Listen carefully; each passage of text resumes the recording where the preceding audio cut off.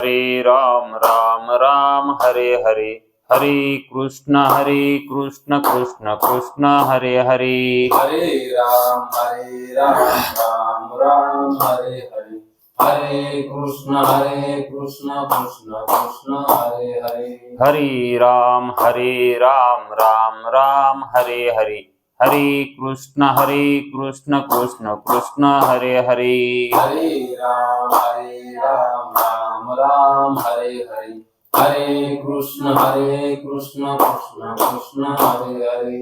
पुंडलिक वरदे हरि विठ्ठल, श्री गुरु ज्ञानदेव तुकाराम, पंढरीनाथ भगवान की जय. माऊली ज्ञानेश्वर महाराज की जय. गुरु तुकाराम महाराज की जय. ब्रह्मनिष्ठ गुरुवर्य रंगनाथ महाराज की जय. श्री विनायकं गुरुर्नौमि सागरे नाम विश्रुतम्, येषां चरण सान्निध्यात् जीवा मुक्ता भवन्ति. साखरे वंशविख्यातं ज्ञानदानपरायणं, विनायकं गुरुर्वन्दे भवबन्धविमुक्तये. श्रीरङ्गनाथं गुरुराजवर्यं, मुमुक्षूणां ज्ञानदानेकदक्षं, प्रभावती क्षेत्रनिवासिनं तं नमामि वेदान्तविदां वरिष्ठं. पुण्डलीकवरदे हरिविठ्ठल, श्री गुरु ज्ञानदेव तुकाराम पंढरीनाथ भगवान की जय. माऊली ज्ञानेश्वर महाराज की जय.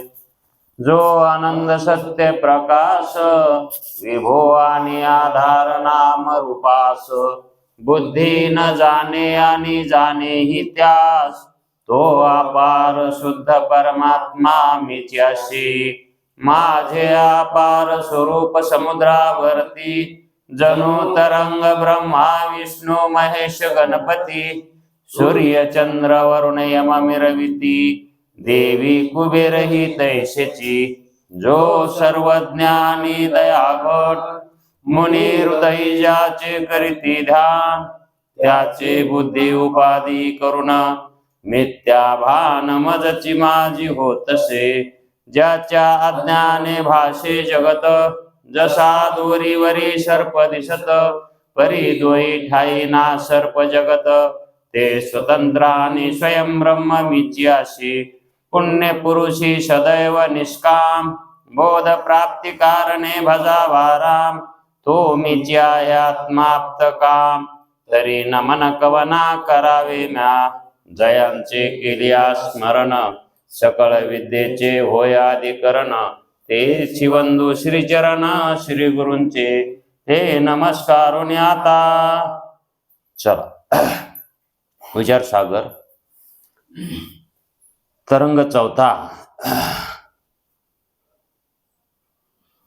परिच्छेद 34. ब्रह्माहून भिन्न असणाऱ्या आभासास मी ब्रह्म आहे असे ज्ञान कसे होईल, असं या परिच्छेदाचं नाव आहे. या अगोदर शिष्याने शंका केली होती की अहम ब्रह्म असे ज्ञान कोणाला होते, असं त्याने विचारलंय कोणाला होते म्हणून. आणि आज काय विचारणार आहे, असे ज्ञान आभासाला कसे होईल. मग जाणून तर घ्यायचं होतं कोणाला होतंय म्हणून, आणि जाणून घ्यायचं होतं म्हणून विचारलंय, विचारले सद्गुरूनं सांगितलं तर मग हो म्हणाव ना. आभासाला ज्ञान होते म्हणून सांगितलं तर हो म्हणाव ना. पुन्हा त्याच्यामध्ये काढाकाढी की त्याला ज्ञान कसं होईल, अशा शंका ग्रंथकारांनी ह्या आपल्यासाठीच उत्पन्न करून ठेवलेल्या आहेत. तिथं कोणी शिष्य नाही आणि तिथं कोणी गुरुही नाही. तो ग्रंथकारच निश्चलदास स्वामीच गुरुही झालेत आणि शिष्यही तेच झालेत. आणि जे आपल्या मनामध्ये शंका उत्पन्न होत्या त्याच शंका त्यांनी इथं घेतलेल्या आहेत. म्हणून अशा शंका ह्या आपल्या उपयुक्तीसाठी येतात, आपल्याला त्याचा उपयोग होतो. मग शिष्याला सांगितलं होतं की बाबा रे, तू जे विचारलंस की हे ज्ञान कोणाला होते म्हणून, तर आम्ही सांगितलं तुला की बुद्धिस्थ असणाऱ्या चिदाभासालाच हे ज्ञान होतं. कुटस्थला अहम ब्रह्मास्मी हे ज्ञान होत नाही. आणि त्याचं कारणही सांगितलं की कारण ते कसं आहे, असंग आहे, निर्विकार आहे, म्हणून ते सदा उदासीन असतं. त्याच्यामुळं त्याच्या ठिकाणी शंका उत्पन्न, त्याच्या ठिकाणी ज्ञान विकार उत्पन्न होत नाही. मग अहम ब्रह्मास्मी हे ज्ञान कुटस्थाच्या कडून जर बघितलं तर हा विकारच आहे. कारण विकारवानाला होत असतं, जो मी जीव आहे, मी कर्ता आहे, भोक्ता आहे, असा जो चुकलाय, त्या चुकणाऱ्यालाच ज्ञान झाल्यावर मी ब्रह्मरूप आहे असं वाटत असतं. जसं एखादा मनुष्य जो गावाला जातो तोच परत येतो, कारण तोच गावाला गेलेला होता. जो गेलेला असतो तोच परत येतो ना घरी. तसा जो चुकलाय तोच नीट होत असतो. जो चुकलाय है का नाही, तसा भ्रम कोणाला झालाय? कोण म्हणाले मी जीव आहे? जे कुटस्थ रूप याचा आभास आहे, त्या बुद्धीच्या योगानं तो आभास झालाय. आणि त्या बुद्धीच्या योगानं तो विपरीत ज्ञानाला परिणाम पावलाय. बुद्धीमधल्या गुणामुळं तो विपरीत ज्ञानाला परिणाम पावला. विपरीत ज्ञान म्हणजेच भ्रम. तो भ्रमाला परिणाम पावलेला आहे. आणि मग त्याचा जर भ्रम गेला तर तोच काय म्हणेल, मी कुटस्थ रूप ब्रह्मरूप आहे आणि हा संसार धर्म माझा नाही. मग तो संसार धर्म कोणावर लोटून देईल? तो म्हणत होता हिच्यामुळं मी तिचे धर्म माझ्यावर घेऊ लागलो. हे मला आत्ता कळालंय की हे धर्म माझे नाहीत, हे बुद्धीचे धर्म आहेत. आणि मग तू कसा आहेस? मी तो कुटस्थ रूप ब्रह्मरूप आहे. घरात पडलेल्या कडवाश्याला विचारावं, कवाडाच्या सामटीतून याच्यातून तिरिंबी येते ना मला, किंवा रस्त्याहून जर भिंगाचा आपला प्रकाश पाडला घरामध्ये, तर त्या भिंगाच्या त्या प्रकाशाला विचारावं तू कुणाचा आहेस? तर तो काय म्हणतो, भिंगाचा आहे. मला इकडं कोणी पाठविलंय? हो, आणि मी भिंगातच उत्पन्न झालो. कारण भिंगातून पाडलेल्या प्रकाशाला, रस्त्यावर भिंग धरलं की घरामध्ये त्याचा आभास पाडता येतो, त्याला आभास म्हणतात, है का नाही? मग तो आभास तो भिंगाचा आहे का सूर्याचा आहे? सूर्याचा. वास्तविक विचार करणारा असला तर तो काय म्हणेल, सूर्याचा आहे, है का नाही? भिंगाच्या जवळ तसा प्रकाश हा आहे का? त्यानं फक्त कार्य केलंय भिंगानं, तिकडचा प्रकाश घरात घातलाय. कारण वक्र भिंग झालं आणि प्रकाश हा कधीही सरळ रेषेत जात असतो असा नियम आहे. म्हणून जिकडं भिंगाचं तोंड असेल तिकडं तो प्रकाश सरळ रेषेत जात असतो. मग जर समजा भिंगाचं तोंड जर घराकडं असेल तर तो घरामध्ये प्रकाश येतो. पण तो घरात येणारा प्रकाश हा भिंगामुळे आला असेल, पण भिंगाचा नाही. भिंगामुळे भिंगामुळे आला असेल, पण तो प्रकाश भिंगाचा नाही. तसा आभास हा बुद्धीमुळे झाला असेल, पण तो आभास बुद्धीचा नाही. मग कुणाचा आहे तो आभास? तर कुटस्थाचाच आहे, सूर्याचाच आहे. असं त्या आभासाला जर ज्ञान झालं, तर तो काय म्हणेल आभास विचारलं तर, त्याला जर विचारलं तू कोण आहेस, तर तो म्हणेल का मी बुद्धिस्त आभास आहे म्हणून? तो म्हणणार ही बुद्धी मला उत्पन्न करण्याला कारण नाही, कारण माझं अधिष्ठान कारण कुटस्थ चैतन्यच आहे.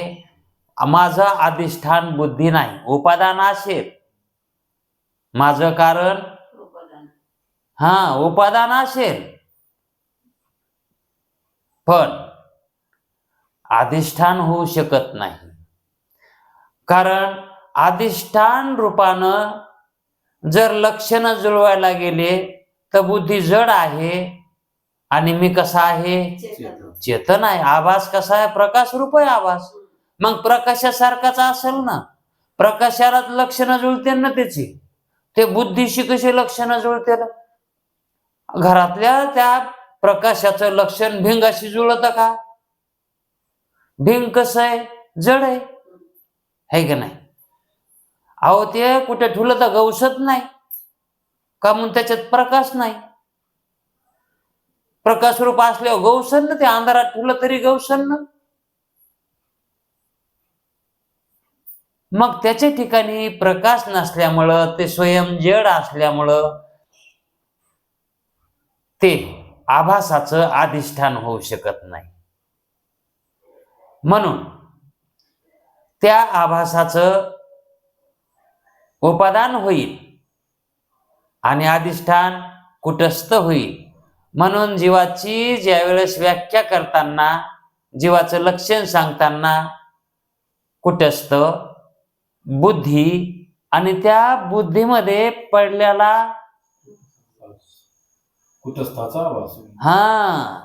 कुटस्थाचा आभास, या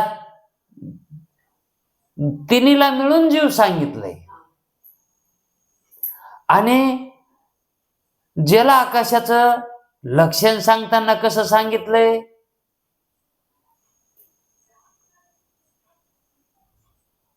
जल आकाश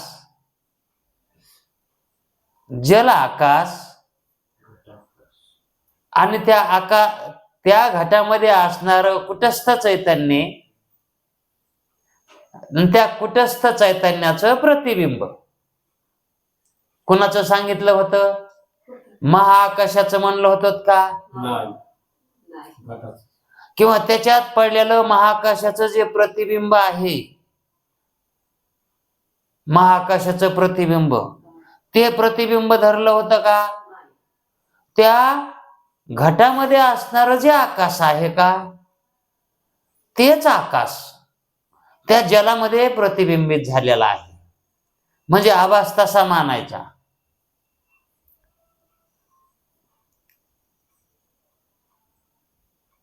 मागे तुम्हाला जीव हा प्रतिबिंब आहे म्हणून सांगितलं होतं. पण कसं प्रतिबिंब आहे? आरशात पाहतो तसं प्रतिबिंब आहे का ते? आपलं जे जीव चैतन्य आहे हे आत्म्याचंच प्रतिबिंब आहे ना. पण प्रतिबिंब हे म्हणण्याचा त्यांचा उद्देश कसा आहे? प्रतिबिंब म्हणल्यावर आरशात आपलं जसं पडतं प्रतिबिंब, तसं प्रतिबिंब नाही म्हणले ते. प्रतिबिंब कशाला म्हणतात? जर आपण आरशात बघितलं आणि आपलं तोंड जर आरशात दिसलं तर आपण त्यालाच प्रतिबिंब म्हणतो. पण प्रतिबिंब शास्त्रकार एक प्रकारचं मानत नाही. तर या ठिकाणी अंतःकरणामध्ये जे प्रतिबिंब पडलेलं आहे ते आरशातल्यासारखं मानू नका म्हणले. आम्ही ते कळण्यासारखं प्रतिबिंब म्हणतो, पण तसं मानू नका. का म्हणून? तर जर समजा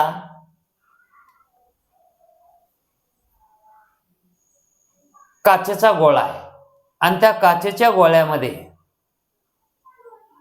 जर एखादा रंग दिसू लागला तर तो रंग कशाचा आहे? दुसऱ्या वस्तूचा आहे. ते गोळा ज्याच्यावर ठुलाय का त्याचा रंग येते. मग ते रंग जे आहे का ते प्रतिबिंब आहे, त्याला काय म्हणायचं? प्रतिबिंब. पण आपण तिथं ते प्रतिबिंब मानित नाहीत आणि ते काय असतंय? प्रतिबिंब असतंय. आता त्या प्रतिबिंबाला रंग आहे म्हणून आपल्याला कळायले, हे का नाही? पण त्याला रूप आहे का? फक्त रंग आहे आणि त्या रंगाला नावही आहे. मग रूप रहित आहे ते प्रतिबिंब. ते प्रतिबिंब कसं आहे? आणि आपण प्रतिबिंब जे मानतो ते रूपासहितच मानतो, दुसरे प्रतिबिंब मानितच नाही. आता काहीचं मत असं आहे की आकाशात जे निळापणा दिसतो का तो निळापणा समुद्राच्या पाण्याचा आहे, त्या पाण्याचं प्रतिबिंब आकाशात पडलंय. आता ते पण प्रतिबिंबच आहे. आता आपल्याला वाटतंय का ते प्रतिबिंब आहे म्हणून? पण निळेपणा तिथं कुठला आला? मग आकाश तर निळं नाही आणि दिसतंय तर खरी तिथं. म्हणून ते म्हणतात की जे समुद्र आहे त्या समुद्रामध्ये जे पाणी आहे आणि त्या पाण्याचं प्रतिबिंब ते वरी आकाश दिसतं ते आहे निळं. असे हे भ्रमाचे प्रकार आहेत, प्रतिबिंबाचे प्रकार आहेत. पण तितकं आपण जाणण्याची कुवत नसते, म्हणून आपण प्रतिबिंब म्हटलं की आरशातल्या प्रतिबिंबासारखं धरतो. पण या ठिकाणी सिद्धांत ज्यावेळेस सांगायचा असतो त्या ठिकाणी प्रतिबिंब आरोपही असू शकतं. कारण आकाशामध्ये सुद्धा आकाशाचं स्वरूप कसं आहे? आरोप आहे. आकाशाला रूप आहे का? तरी पण त्या आकाशाचं प्रतिबिंब पडतं का नाही पाण्यामध्ये? मग आकाशाचं सुद्धा प्रतिबिंब पडतंय, त्याच्या ठिकाणी रूप नाही, रंग नाही, तरी पण त्याचं प्रतिबिंब मानावंच लागतंय आकाशाचं. मग ते कसं मानावं लागतंय? जर आपण पाण्यामध्ये जर बघितलं तर खोलवर आपल्याला चंद्र दिसतो, सूर्य खोल दिसतो. जितका वरी उंच आहे का तितकंच खाली दिसत आहे ते पाण्यामध्ये.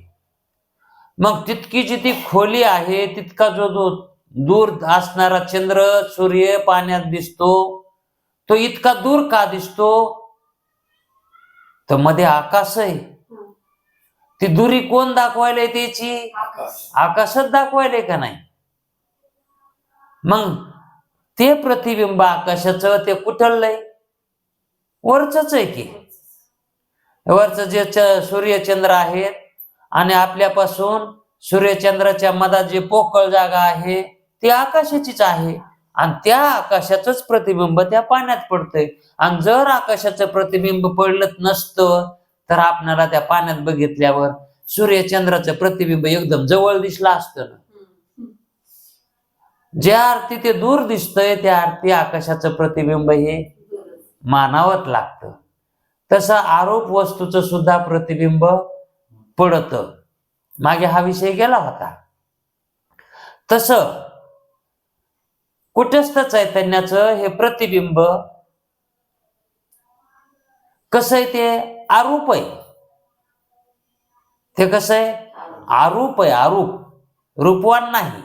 म्हणून जीवाचं स्वरूप सुद्धा आरूपच आहे. रूपवान आहे का जीव? नाही. त्याचा आभास मानल्यावर तो त्याच्यासारखाच असतंय. घरात भिंगाचा पाडलेला तो कडवासा आणि सूर्याचा प्रकाश याच्यात काय फरक वाटतोय का? काहीच वाटत नाही. म्हणून ज्या वेळेस कुटस्थाचं प्रतिबिंब त्या बुद्धीमध्ये पडतं त्यावेळेस ते कुटस्थासारखंच असतं, फक्त कुटस्थ रूप नसतं ते. कशामुळं? कारण कुटस्थ हे निर्गुण आहे, निराकार आहे, अरूप आहे, पण काही लक्षणं जुळत येतं आभासाचे त्याच्याशी, लक्षणं जुळत येतं. पण त्याच्या ठिकाणी बुद्धीच्या संबंधानं आले जे काही दोष आहेत ते जर दोष त्यानं काढले आभासानं की हे दोष माझे नाहीत म्हणून, असं त्याला जर ज्ञान झालं तर मग पूर्णच लक्षणं त्याच्याशी जुळतात कुटस्थाशी. कोणाचे? आभासाचे. पण बुद्धीचे लक्षणं कधीच जुळणार नाही कोणाशी? कुटस्थाशी. कारण बुद्धी ही कशी आहे? मिथ्या स्वरूप आहे. आणि ते तिचं मिथ्या स्वरूप हे कधी असतं आणि कधी नसतं. म्हणून ती बुद्धी कल्पित आहे. बुद्धी कशी आहे? कल्पित आहे. आणि त्या आभासाचं स्वरूप मिथ्या आहे, हे कल्पित आहे. पण ते कशामुळं कल्पित आहे? त्या बुद्धीच्या संबंधानं कल्पित म्हणावं लागायला. आणि त्या बुद्धीचा संबंध सोडा, ज्या वेळेस बुद्धीचा त्या ठिकाणी नाश झाला तर आभास कशामध्ये विलीन होतो? कुटस्थात विलीन होतो. कारण तो कुटस्थाच आहे, तो त्या बुद्धीच्या बरोबर मरत नाही. म्हणून तो आभास कुटस्थ रूपच आहे.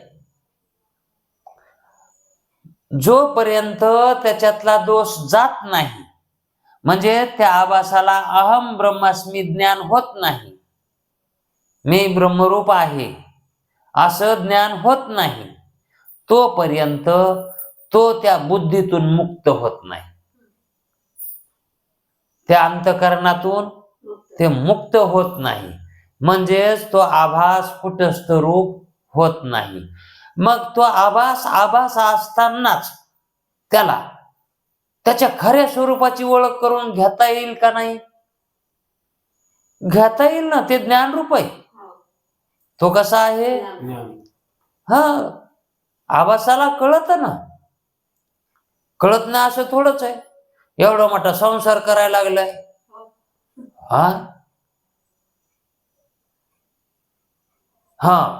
त्याला कळतच नाही कवा म्हणा.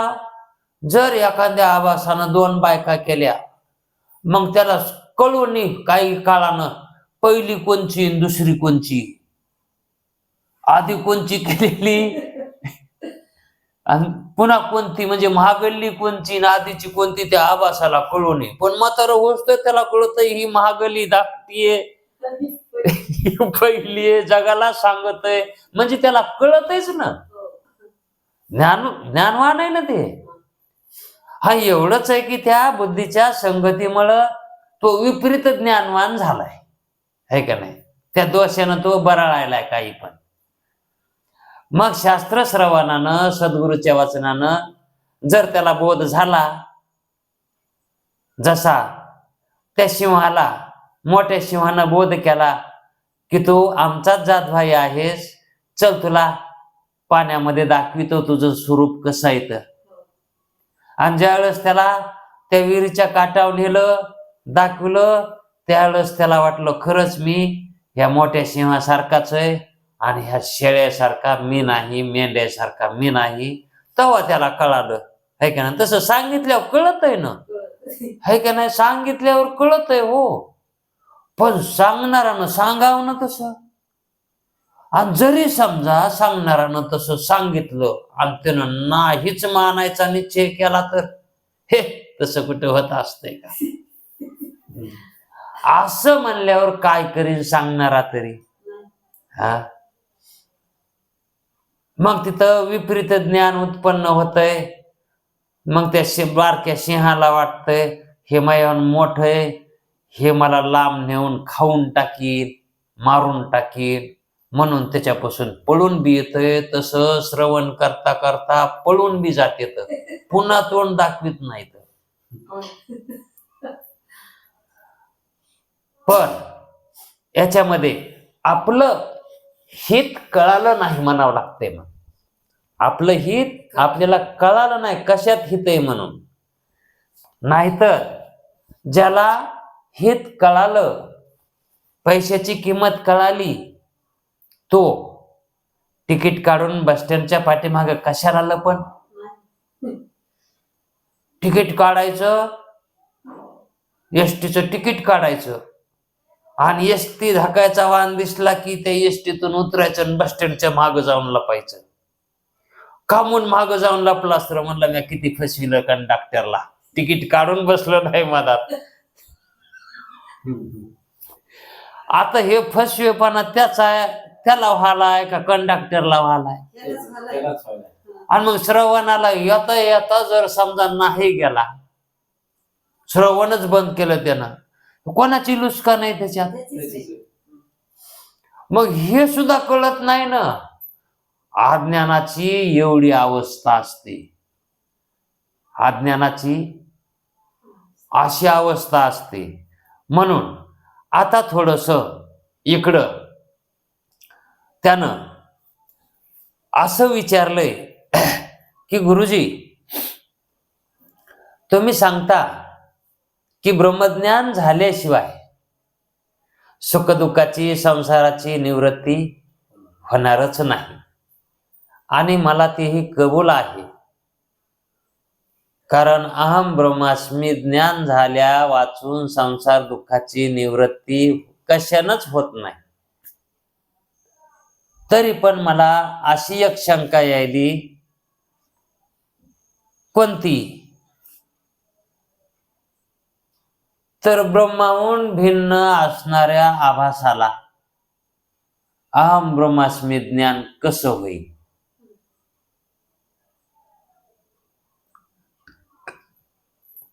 मग कोणाला होतं? तुझ्या मनानं कोणाला होतं? मग गुरुजी म्हणले तुझ्या मनानं सांग कोणाला होतंय. ते म्हणले महाराज कुटस्थ निर्विकार आहे. तुम्हीच सांगितलंय. कुटस्थ कसा आहे? निर्विकार आहे. आणि आभास तर बुद्धीत उत्पन्न झालेला आहे. आभास हा बुद्धीमध्ये उत्पन्न झालेला, हेही तुम्हीच सांगितलंय. आणि मग तो ब्रह्माहून म्हणजेच वेगळा आहे. ब्रह्माहून म्हणजेच कुटस्थाहून, कुटस्थ आणि ब्रह्म एकच. कुटस्थाहून तो वेगळाच आहे आभास. आणि मग तो असे आपण जीव चैतन्याचे लक्षण सांगताना तुम्ही आम्हाला सांगितलंय. जीव चैतन्याचे लक्षण सांगताना, कारण कुटस्थ आणि कुटस्थाचं पडलेलं प्रतिबिंब बुद्धीमध्ये त्याला म्हणायचं जीव चैतन्य. असं तुम्ही जीवाचं लक्षण सांगताना सांगितलं की तो आभास आहे म्हणून. कोणाचा? कुटस्थ चैतन्याचा. जर आभास ब्रह्माहून पृथक आहे तर मग तो वेगळाच झाला का नाही? जसं प्रतिबिंब आपण आरशामध्ये पाहतो आपलं, त्यावेळेस आपण का ते मुख धरतो का? ते आपल्यापासून वेगळंच मानतो, हे का नाही? तसं त्या बुद्धीमध्ये पडलेला जो आभास आहे तो ब्रह्मचैतन्याहून म्हणजे कुटस्थ चैतन्याहून निराळाच आहे, वेगळाच आहे. तर त्यास मी ब्रह्म आहे असे ज्ञान कसं होईल? मग जर समजा मोठं भिंग आहे आपल्या घरामध्ये आणि त्या भिंगापाशी बसून एखादा महात्मा एखाद्या मुमुक्षुला बोध करायला, त्या बोध मुमुक्षुला होईल, आम्हाला हे म्हणणं कबूल आहे, त्या मुमुक्षुला होईल बोध. पण त्या भिंगात पडलेले त्या दोघांचे जे चित्र आहेत त्याच्यातलं जे मुमुक्षु त्याला होईल का बोध? ते तसं म्हणायला आहे. त्या आभासाला कसा बोध होईल? कारण तो कसा आहे, भ्रमरूप आहे. आभास आहे म्हणल्यावर भ्रमच आहे ना. बरं, घटकाभर मी मानतोही त्याला, काय होईल, बोध होईल. स्वतः ब्रह्माहून पृथक असणाऱ्या आभासास मी ब्रह्म आहे असे ज्ञान होते असे मानले घटकाभर, तरी ते ज्ञान भ्रमरूपच होईल किंवा मग ते ज्ञान बी त्याला भ्रमरूपच होईल ना. आणि जर ते ज्ञान भ्रमरूप आहे तर त्या भ्रमरूप ज्ञानानं संसार दुःखाची निवृत्ती कशी होईल? त्या भ्रमरूप ज्ञानानं संसार दुःखाची निवृत्ती कशी होईल? जसं उदाहरण सांगतो, सर्पाची निवृत्ती रज्जुज्ञानाने होती. रज्जुवरल्या सर्पाची म्हणजे भ्रमरूप सर्पाची निवृत्ती दोरीच्या ज्ञानानं होती. असा आम्हाला अनुभव आहे. म्हणून आभासाला मी ब्रह्म आहे अशा भ्रमरूप ज्ञानाने, मी ब्रह्मरूप आहे असं जर आभासाला ज्ञान झालं तर ते ज्ञान कसं व्हायलंय, भ्रमरूप व्हायलंय. आणि मग अशा भ्रमरूप ज्ञानानं त्या आभासाची ठिकाणी असणारी संसाराची जो संसार आहे तो कसा निवृत्त होईल, भ्रांती कशी निवृत्त होईल, म्हणजे संसार दुःख कसे निवृत्त होतील, कारण त्याला ज्ञान कोणतं व्हायलंय, भ्रमरूप ज्ञान. मग भ्रमरूप ज्ञानानं संसार दुःखाची निवृत्ती मानायची का? विचारण्यामध्ये त्याच्या कसा वेगळेपणा वाटतंय का? कसं येड्यावानी विचारल्यावानी विचारायलाय का? आता ब्रह्मज्ञानाला सुद्धा तो काय म्हणायलाय, ब्रह्मज्ञान. ब्रह्म अहम ब्रह्मस्मी ज्ञानाला बी काय म्हणायलाय, हो त्याला म्हणायलाय ब्रह्मज्ञान. आता ते ब्रह्मज्ञान का, अगोदर त्यानं मानलंय ना, ब्रह्मज्ञानानं काय होईल, संसार दुःखाची निवृत्ती होईल किंवा आभास ज्ञान होईल, कोणाला तरी होईल, आणि त्याच्या वाचून कोणी मुक्तही होणार नाही. मग ते ब्रह्मज्ञान या ठिकाणी का म्हणायलाय, कारण आभास भ्रमरूप मानायलाय तो. आणि आभास भ्रमरूप असल्यामुळं त्याला झालेलं ज्ञान सुद्धा भ्रमरूपच मानायला, त्याला झालेलं ज्ञान. आणि त्या भ्रमरूप ज्ञानानं संसाराची निवृत्ती कशी होईल, मग तिथं संसार भ्रमरूप का मानू नये, ते कुठं मानायलाय. आणि अगोदर त्यानं मानला नाही का संसार भ्रमरूप आहे म्हणून, हा म्हणजे ते विसरल्यासारखं झालं का नाही त्याच. इथं ते संसार निवृत्ती त्या ब्रह्मज्ञानानं ब्रह्माच्या ब्रह्मज्ञानानं कशी होईल म्हणतो. म्हणजे याचा अर्थ संसार सत्य मानलाय आणि ज्ञान कसं मानलंय त्यानं, भ्रमरूप मानलंय. आणि आभास बी भ्रमरूपच मानलाय. आणि ज्याची निवृत्ती करायची आणि ते सतरूप मानलंय. मग याच्यात त्याची चूक व्हाय नाही का, तर गुरुजीनं त्याचं मनोगत ओळखिलं की आता हे कसा विचारायलाय, म्हणून गुरुजी काहीच बोलले नाहीत, गपचिपच बसले. मग गुरुजी काहीच बोलनात म्हणून तो याची वाट बघू लागला ना, ते कशाची, काहीतरी उत्तर देतील म्हणून. पण ते बोलाच ना, कटाळून पुन्हा हेच म्हणला गुरुजीला. कसं काय म्हणतो, कुठेच तर निर्विकार आहे, वाचताना तुम्हाला कळालं नाही, डबल तसंच विचारायलंय का म्हणून तसं. कुठेच तर निर्विकार आहे आणि सुरुवातीलाही तसंच वाक्य आणि डबल पुन्हा तसंच वाक्य खाली. कोणी कमी अभ्यासानं म्हणते तिथं चुकलंय काय किंवा छापण्यात चुकलंय काय की, पण भाव कळत नाही. पण गुरुजी त्यावर त्याला काहीच बोलले नाहीत, कारण त्याची शंका कशी व्हायली, भ्रमात शंका व्हायली, म्हणजे गोंधळून गेल्यासारखी शंका व्हायली. गुरुजी विचार करू लागले की मला किती उजळू उजळू सांगायलो पण कळा नाही, आता काय सांगावं त्याचा विचार करू लागले. ते गपचिप बसले होते आणि याला वाटलं आता काय हे बोलाना झाले,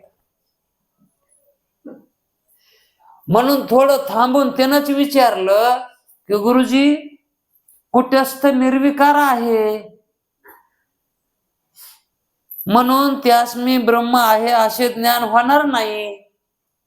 समजून सांगितल्यावर डबल समजून सांगितल्यावर जणू पहिलं गुरुजीला कळालं नाही. आणि आभास ब्रह्माहून पृथक असल्यामुळं, वेगळं असल्यामुळं त्यासही मी पृथक आहे असे ज्ञान होणार नाही.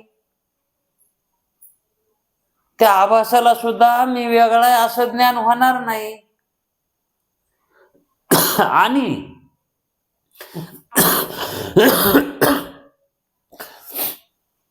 जीवामध्ये ज्ञानतर, जीवाच्या ठिकाणी ज्ञानतर, कुटस्थ आणि आभास यांच्याच ठिकाणी संभवनीय आहे. जे ज्ञान व्हायचंय जीवाला ते ह्या दोघाच्याच ठिकाणी संभवनीय आहे. म्हणजे यायलाच होऊ शकतं ज्ञान, झालंच तर ह्या दोघायला होऊ शकतं. म्हणजे त्याच्या म्हणण्याचा भाग बुद्धी जड तत्व आहे, बुद्धीला ज्ञान होणार नाही. आणि झालं तर ह्या दोघापैकी दुसरं तिथं कोणी नाहीच ना, तिसरं. म्हणून हे दोघं ज्ञान घेण्याजोगे आहेत असे ठरले. म्हणजे जीवास ब्रह्मज्ञान होत नाही व होणेही शक्य नाही. आता जिथं होणार ज्ञान तर त्या दोघांपैकी कोणाला तरी होणार, पण कुटस्थ कसं आहे आणि त्याला ज्ञान कसं होईल, त्याच्या ठिकाणी तुम्ही म्हणतात विकार होते. ज्ञान जर झालं तर त्याच्या ठिकाणी विकार मानावं लागेल, मग त्याच्या ठिकाणी ज्ञान होणार नाही. आणि मला वाटतंय मग जीव तर आभास रूप आहे, तो कुटस्थाहून वेगळा आहे, निराळा आहे, मग त्याला कसं ज्ञान होईल. आणि ज्ञान व्हायला बी अहम ब्रह्मास्मी हे ज्ञान जरी समजा त्याला झालं तर ते ज्ञान भ्रमरूप नाही का. आणि ते भ्रमरूप ज्ञान संसार निवृत्ती कसा करू शकेल, त्याच्या ठिकाणी जळलेली असा तो विचारायला डबल. म्हणून ब्रह्मज्ञान आभासाला होत नाही व होणेही शक्य नाही हे सिद्ध होते. आणि आपण तर निश्चयानं सांगतात की, आणि तुम्ही तर निश्चय करून म्हणजे हटकून सांगितल्यावर सांगतात, चिमट्या घेऊन सांगायला की आभासालाच ज्ञान होतंय म्हणून कुटस्थाला होत नाही. मी ब्रह्म आहे असे ज्ञान आभासालाच होत नाही. तुम्ही कसं सांगायला, आभासाला जोपर्यंत अहम ब्रह्मास्मी ज्ञान होत नाही तोपर्यंत आभासाच्या ठिकाणी असणार दिनत्व, दुःखत्व, जन्म मरण हे जाऊ शकणार नाही, टळू शकणार नाही. म्हणजे इत्यादी संसार धर्म निवृत्त होणार नाहीत आभासाचे ज्ञान झाल्याशिवाय. तुम्हीच सांगायला. आणि मला तर वाटायलंय आभासाला ज्ञान कसं होईल.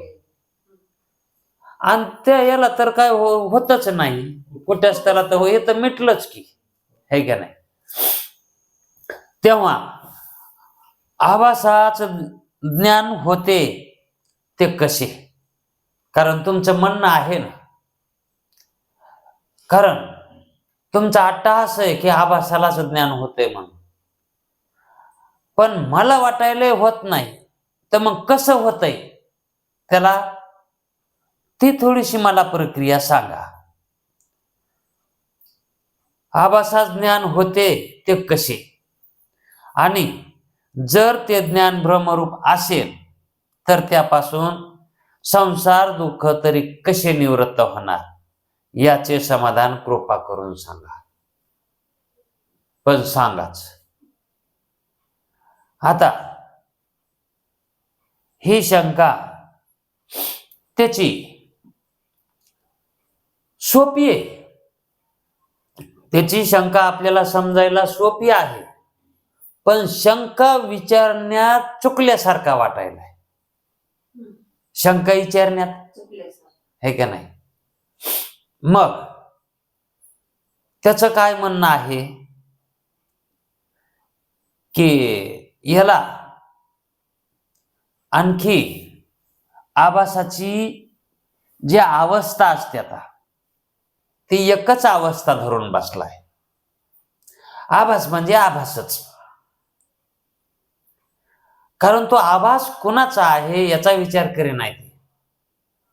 आभास कुणाचा आहे? कुटस्थ चैतन्याचा आहे. आणि ते ज्ञानरूप आहे. कुटस्थ कसं आहे? ज्ञानरूप आहे. म्हणून त्या कुटस्थाच्या आभासासोबत ज्ञान ही मानावंच लागेल. कारण ज्यावेळेस तो आभास व्यवहार दशेमध्ये येतो, व्यवसाय ज्ञानात येतो, त्यावेळेस त्या आभासामध्ये ज्ञान आहे. म्हणजेच कुटस्थाचं जे आभासीकरण झालं आहे, आभासितपणा झाला आहे बुद्धीमध्ये, तर त्याच्या धर्मासहितच झालाय. कोणाच्या? कुटस्थाच्या धर्मासहित. कारण कुटस्थाचा जो धर्म गुण ज्ञान आहे ते मानावंच लागेल ना. ज्ञान हा त्याचा गुण घटकावर नाही,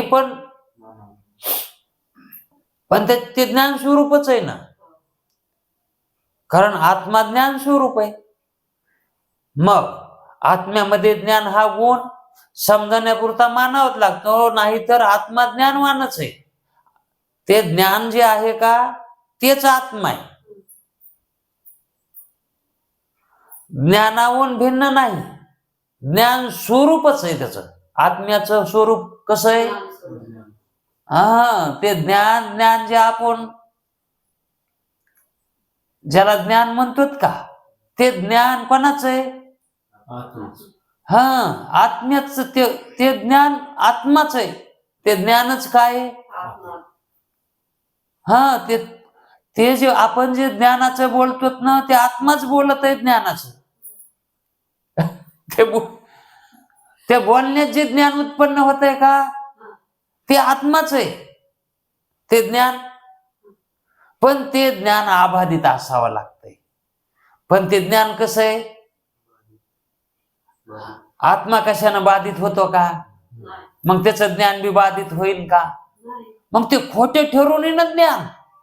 ते ज्ञान त्याचं मानावं लागल. आणि जर समजा जे एखादं ज्ञान लबाड ठरायलंय तर ते बी आत्म्याच. आत्मा लबाड ठरल ना मग. नव्हे, ज्या ज्ञानानं आत्मा कळायलाय त्या ज्ञानाला ज्ञान म्हणून थोडस पुढची प्रक्रिया आहे. ज्या ज्ञानानं आत्मा कळायलाय, आत्म्याचं ज्ञान व्हालंय, त्या ज्ञानाला ज्ञान म्हणूच नाही, त्या अज्ञानच आहे.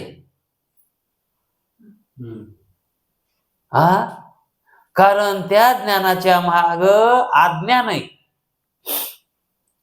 जे ज्ञान म्हणायलंय मी आत्मा जाणायलो, तर त्या ज्ञानाच्या माग अज्ञान आहे म्हणायचं.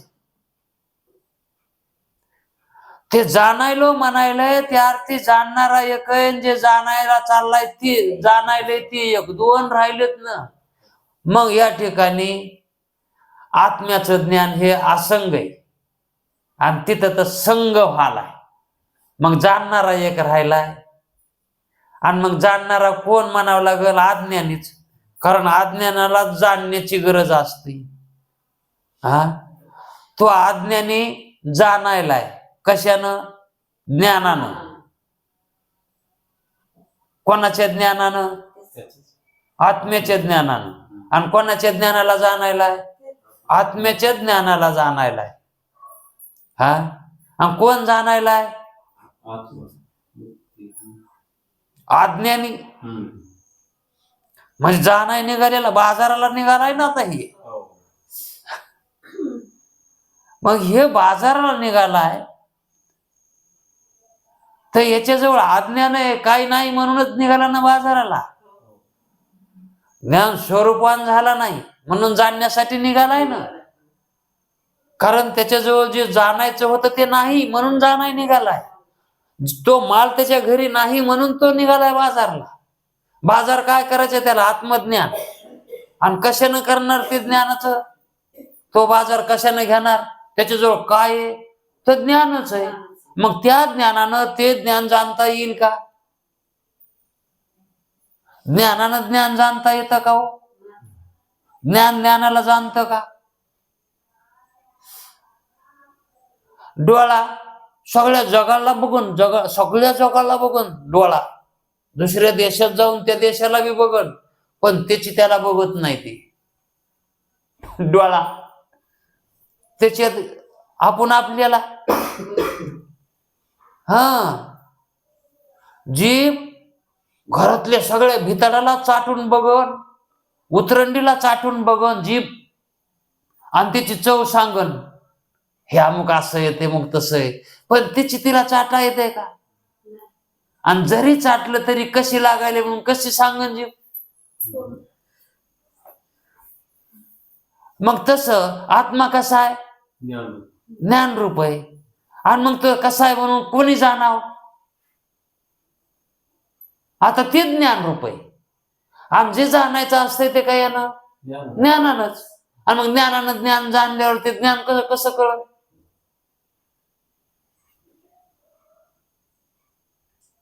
कळायले का? कारण कुटस्थाच्या ठिकाणी व्यवहार होत नाही. कुटस्थ कसं आहे? अव्यवहार्य आहे. तसा आत्मा कुटस्थ म्हणजेच आत्मा. मग आत्मा ही कसा आहे? अव्यवहार्य आहे. तो कुणाला जाणीतही नाही आणि त्यालाही कोणी जाणीत नाही. आत्मा त्याला कोणीच जाणीत नाही. कशानं जाणील? आत्मा कसा आहे? पारमार्थिक स्वरूपात आहे. पारमार्थिक सत्तेतली वस्तू आहे ती. मग पारमार्थिक सत्तेतली वस्तू कशानं जाणाव? पारमार्थिक सत्तेतल्यानं जाणावणं. आणि मग आता हे जे आपण आलो त्या देहाला, ही कोणती सत्ता आहे? व्यावहारिक सत्ता म्हणा किंवा प्रातिभाषिक सत्ता म्हणा. ह्या सत्तेतून ती सत्ता कशी जाणता येईल? सत्ता भिन्नता आहे का नाही? आणि जर एखादा समजा लेकीचं लगन लागायची वेळ आली, लेकीची लगन लागायची वेळ आली आणि वरमायला झोप लागली आणि तिला सपन पडलं. तिला लगन चालू झालंय आणि तिला झोप आली आणि झोपीमध्ये सपन पडायले तिला, तर ती अक्षता कशी टाकीन बरं त्या नवरीच्या अंगावर, लेकीच्या अंगावर? आधी झोपीत आहे पुन्हा सपनात आहे. आणि सपन प्रातिभाषिक सत्तेतलंय, लगन व्हायले व्यावहारिक सत्तेत. ती अक्षिदा हातात अक्षिदा आहेत तिच्या, पण तशाला तशाच येतात. सगळं लगवत अक्षिदा हातात तशाच. लगन झालं नाही पत्ता बी नाही, सगळा अक्षिदाचा साडी सगळ्या तेव्हा तिला लगन झालं काय मला चंडाळीला झोप लागली. आणि झोपीत पुन्हा सपनात होती. तिच्या सपनात काय होतं? तिच्या जी विरुद्ध होती तिच्या लेकीच्या लग्नात होती.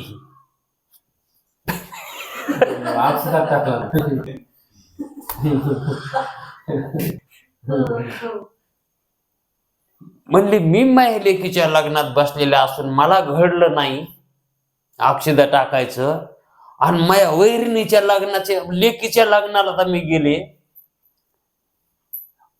आणि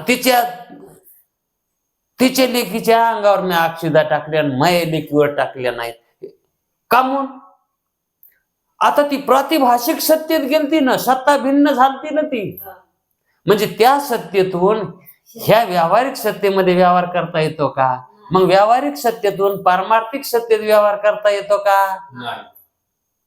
मग तसं आता आपल्याला व्यावहारिक सत्तेतलं जे ज्ञान आहे, या ज्ञानानं पारमार्थिक सत्तारूप असणारा आत्मा त्याचं ज्ञान कसं करून घेता येईल? मग तसं आभासाच्या ठिकाणी बुद्धीचे सगळे धर्म गच्च भरलेले तर शिग आली त्याला, आणि मग त्या पारमार्थिक सत्तेनं कसा वागल तो आभास? नाही, बुद्धीसारखाच वागल ना, कारण बुद्धीचं वर्चस्व होईल त्याच्यावर, म्हणून तो व्यावहारिक सत्तेमध्येच वागणार. आणि ब्रह्म कसा आहे? पारमार्थिक सत्तावान आहे. मग तो म्हणतो त्या आभासाला त्याचं ज्ञान कसं होईल? पारमार्थिक सत्तेत असणाऱ्या ब्रह्माचं. आणि त्याला जे ज्ञान करून द्यायले तो ब्रह्मरूप आहे, हे भ्रमरूप ज्ञान नाही का? तो गुरुजीला बोलतो, तुम्ही जे ज्ञान करून देता ते भ्रमरूप ज्ञान नाही का? कारण तो कुठून बोलायला हे कळावं लागतंय. शिष्य झाला म्हणून काय झालं, पण त्याची बोलण्याची बघा केवढी मजल आहे ती. हे गुरुच्या पलीकडचं बोलणं आहे, गुरुच्या बी पलीकडचं बोलणं हे. मग गुरुला आता त्याच्या अलीकडचं बोलावं लागेल का त्याच्या पलीकडचं? त्याच्या खाली कसं राहिलं म्हण. आता याच बोलणं असं व्हालंय, तर आता गुरुजीचं बोलणं कसं राहील? म्हणजे त्याचा या अशा बोलण्याला उपदेश करायचा आहे, ह्या बोलण्याला मात करायची. मग तो उपदेश कसा सांगावा लागला? त्यावेळेस गुरुजी म्हणले, बाबा तुला शंका व्हायली ती योग्य आहे, पण सामान्य माणसाला तू जे बोलायला ते भ्रमरूपाच वाटत असन सामान्य माणसाला. म्हणजे तुझी शंका कशी वाटायली? येड्यासारखे विचारल्यानेच वाटायली ना. कारण ब्रह्मज्ञान जे आहे ते अहम ब्रह्मस्मी ज्ञान करून देणारा असतं, आणि ते ज्ञान भ्रमरूप नसतंय. असं जगात कोणीच म्हणत नाही ते भ्रमरूप आहे, तू म्हणायलाच भ्रमरूप आहे. पण त्यानं शंका कुठून विचारली? कुटस्थाकडून विचारली शंका. त्यानं आभासाकडून नाही विचारली, आभासाचीच विचारली, पण कुटस्थाकडून तिकडून विचारली. वरच्या मजल्याहून शंका विचारली.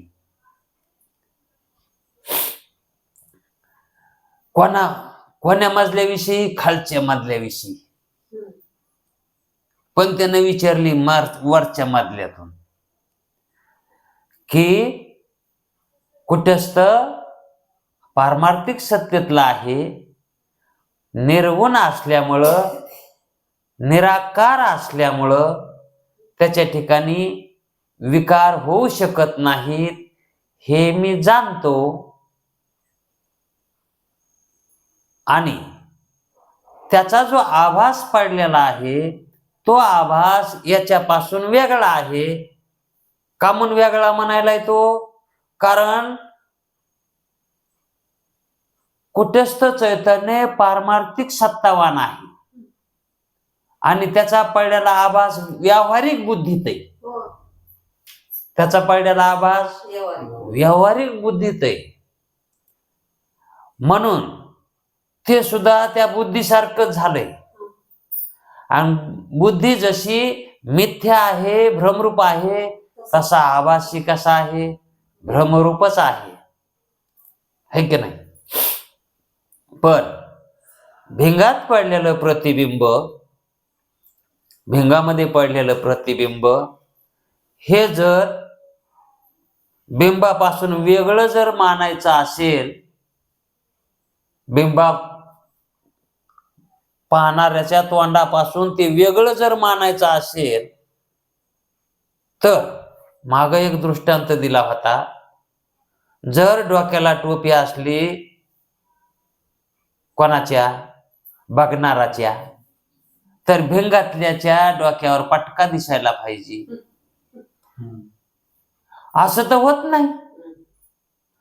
जर आपलं तोंड हल्लं तर भिंगातल्याचं बी तोंड हलत आहे. हा, हो. जर आपल्याला शिक आली तर भिंगातलं बी एवढंच आहे की त्याच्यातून आवाज येत नाही. पण शिक दिलेलं दिसतंय ना. मग त्या ठिकाणी जो अध्यास होतो तो अध्यासाचा प्रकार वेगळा आहे. पण तो आभास जो आहे तो आभास कुटस्थाचाच मानावा लागतो. तिथं दुसऱ्याचा कोणाचाच मानता येत नाही. म्हणून कुटस्थाची ही सत्ता त्याच्यामध्ये मानल्याखेरीज गत्यंतर नाही. आभासाच्या ठिकाणी सुद्धा कुटस्थाची सत्ता ही मानावीच लागते. कारण त्या ठिकाणी अहंकार आहे. अहंकार जो आहे तो अहंकार चैतन्य रूप अंश जो त्या अहंकारामध्ये आहे तो चैतन्य अंश ते कुटस्थ रूपच आहे. आणि त्या अहंकाराचा जो मिथ्या अंश आहे तो बुद्धी स्वरूप आहे. म्हणून चैतन्य रूपानं त्याच्या ठिकाणी जो अहंकार आहे तो अहंकार कुटस्थाचाच मानावा लागतो.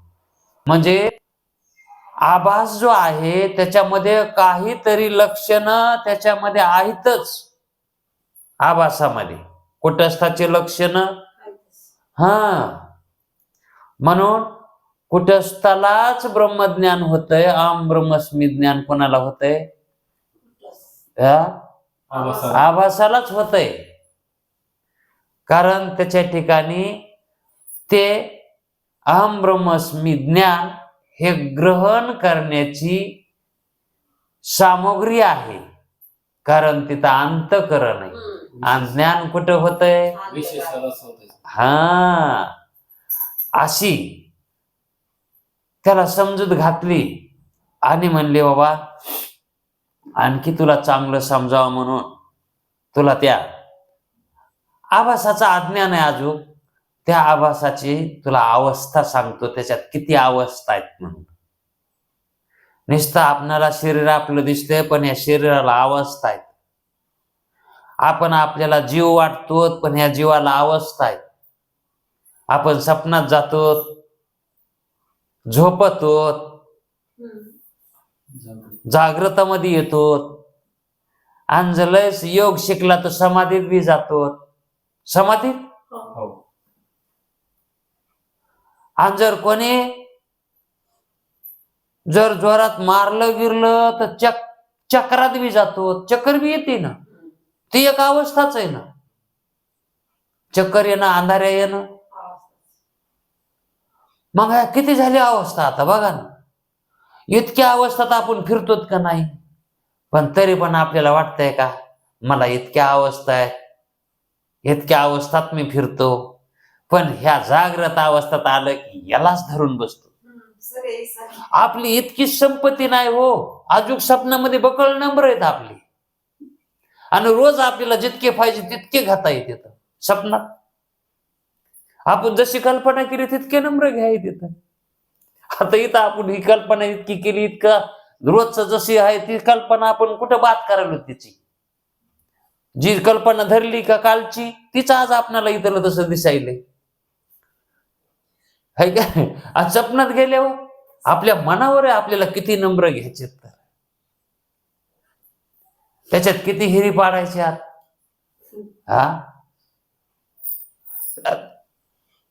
ह्या अवस्थात आपण जसं जातो तसं तिथलचं आपण वास्तव्य करतो, तिथलचं मानतो आपण, तिथलच ठरवितो. हे पुन्हा इकडचं काय नाही. स्वप्नात गेलं इकडं कुठं काय सही येते, तिथंच रममान होतं. म्हणजेच ह्या ज्या अवस्था आहेत ह्या अवस्था आपण आद्रष्टानुसार भोगितो. जीव तशा आभासाला 7 अवस्था भोगता येत्या. शास्त्रानं सांगितलेले ते वेगळे येतात. हे दृष्टांत म्हणून सांगितलं मी आताचा. म्हणजे ह्या जीवाला जशा अवस्था ह्या इकड्या येत्यात तशा शास्त्रानं जे परमार्थ करण्यासाठी काही अवस्था त्याच्यात आहेत त्या अवस्था सांगितल्यात. मग तुला या आभासाच्या अवस्था सांगतो म्हणजे चांगलं कळण म्हणले. कारण त्याचा प्रश्न तसा आहे ते. कारण आणि त्याच्यावर हलकं सांगा कसं जमन, आता भारीच सांगावं लागेल ना. त्यानं लयच भारीच विचारलंय ना.